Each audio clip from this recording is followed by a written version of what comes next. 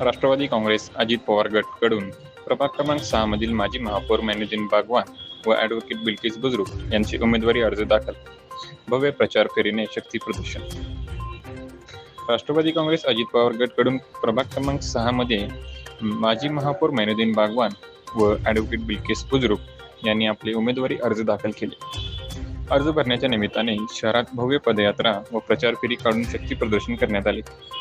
या कार्यक्रमाची सुरुवात गणपती मंदिर सर्वोदय चौक येथून पूजन करून तसेच हजरत ख्वाजा शमना मीरा साहेब दर्ग्याला भेट देऊन आशीर्वाद घेऊन करण्यात आली. त्यानंतर कार्यकर्ते, पदाधिकारी व समर्थकांच्या मोठ्या सहभागात पदयात्रा काढण्यात आली. या प्रचार फेरीत महिला व युवकांचा उत्स्फूर्त प्रतिसाद पाहायला मिळाला. बागवान तुम आगे बढ़ो, हम तुम्हारे साथ हैं अशा घोषणांनी परिसर दुमदुमून गेला. ॲडव्होकेट बिल्किस बुजुर्ग या प्रभागातील नव्या चेहऱ्यापैकी एक असून त्या एक अभ्यासू, सक्षम व सामाजिक भान असलेले नेतृत्व म्हणून ओळखल्या जात आहेत. विविध समाजातील गोरगरीब नागरिकांच्या न्यायालयीन प्रकरणामध्ये त्यांनी केलेल्या प्रभावी कामगिरीमुळे त्या गोरगरिबांच्या कैवारी म्हणून परिचित असल्याचे नागरिकांमध्ये बोलले जाते.